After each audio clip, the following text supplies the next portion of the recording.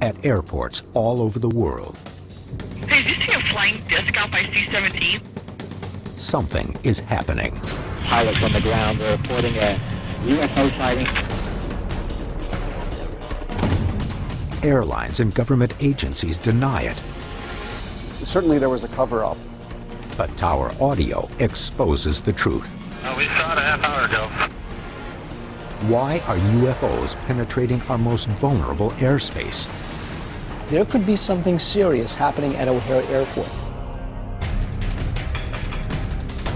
What could make an 8,000-foot-long hole in a cloud Some sort of object that was radiating heat be invisible to radar The FAA chose to say it doesn't exist. and even the naked eye? There are things that we may not be able to see, but they may actually be there. This is case number 47206, aliens at the airport. Caution for the UFO.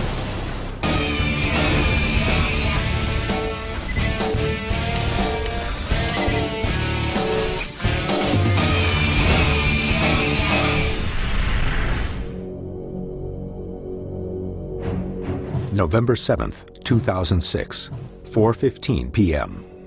Chicago O'Hare International Airport is busy. There are approximately 100 departures and 100 arrivals every hour.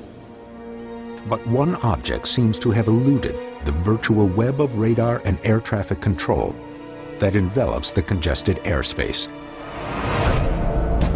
According to eyewitness testimony, hovering between 1,000 and 1,900 feet above gate C-17 of the United Airlines terminal is a dark gray disc-shaped object, estimated to be anywhere from 6 to 30 feet in diameter.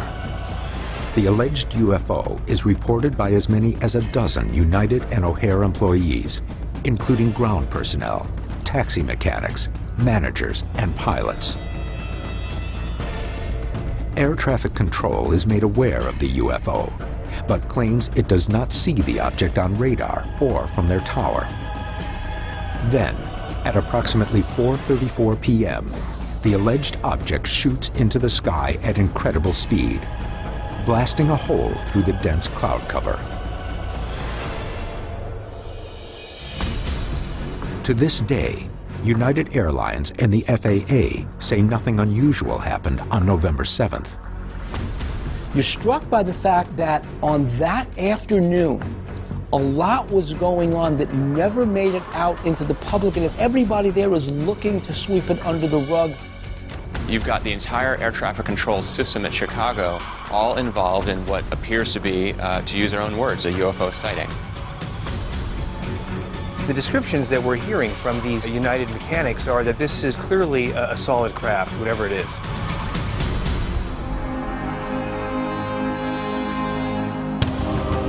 On the ground in Chicago, Pat Uskert will uncover the details behind the sighting and how the story first broke. We have to consider the possibility that there really was something hovering over this airport. Dr. Ted Ackworth will fly a mission to see how a flying disc or anything else could evade radar over one of the busiest airports in the world. I don't know of any way for any conventional aircraft to get into that airspace without actually being detected. And Bill Burns will examine the safety implications of this event. Sometimes people get so nervous about something that literally they become dismissive. There could be something serious happening at O'Hare Airport.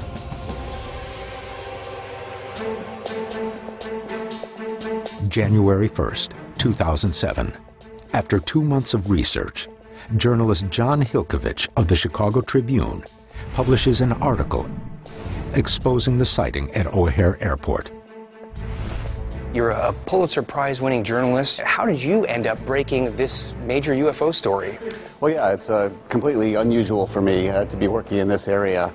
But actually, Peter Davenport of the National UFO Reporting Center called me in early November of 2006 shortly after this alleged sighting at O'Hare. We were able to rule out very quickly that this was not a hoax of any type. These are all aviation professionals, ranging from pilots to ramp workers to United Airlines managers who believe they saw something above the airspace at O'Hare and were very concerned both from a potential safety and potential security standpoint.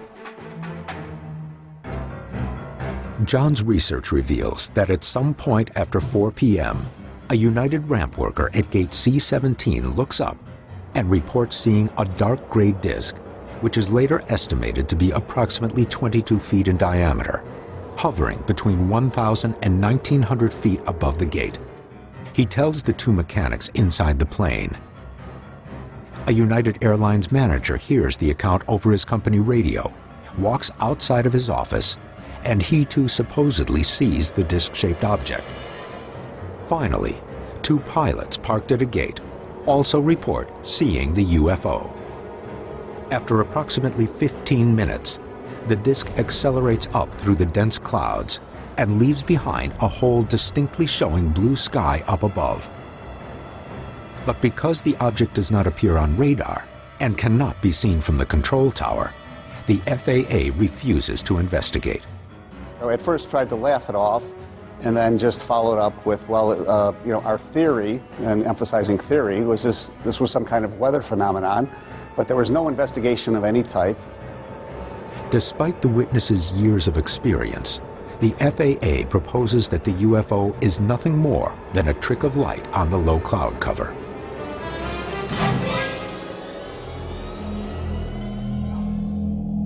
Why would the FAA choose to ignore credible witnesses like this? It's in the FAA's regulations that they do not identify reports of UFOs, and that it specifically says that if a member of the public or anyone else sees what they think is a unidentified aerial phenomena, that they should either contact the National UFO Reporting Center or contact local authorities. Now, United Airlines, they are not a government entity, they're a private company. How did they react? Initially, United told me they had no knowledge of this sighting at all, and nothing in their logbooks, no documentation whatsoever. But then, proof surfaces. After numerous Freedom of Information Act requests, the actual tower communications are released. Clearly, airport employees report seeing something. These are the actual communications between United Airlines employees and air traffic control. This is the first time they are being broadcast. Did you see anything above United's concourse? They actually, believe it or not, they called us and said somebody observed a flying disc about 1,000 feet above the gate Charlie 17. You see anything over there? We saw it a half hour ago. Who saw it? A whole bunch of us over at the Charlie concourse. Really? You guys did? Who's this? The United taxi mechanics. But according to Hilkovich, United employees claim they are forbidden by the airline from speaking about the incident. He follows up on these claims and speaks with a United spokeswoman. During a phone conversation, she tells him, quote, "My concern is that my employees are coming forward and talking to you, which we have not authorized and will not authorize." None of the employees were willing to have their names used in the newspaper because of the possible repercussions. The investigation's attempt to get interviews with United employees are also met with a short but polite response. Quote, "Thank you for the invitation, for which we are going to have to decline."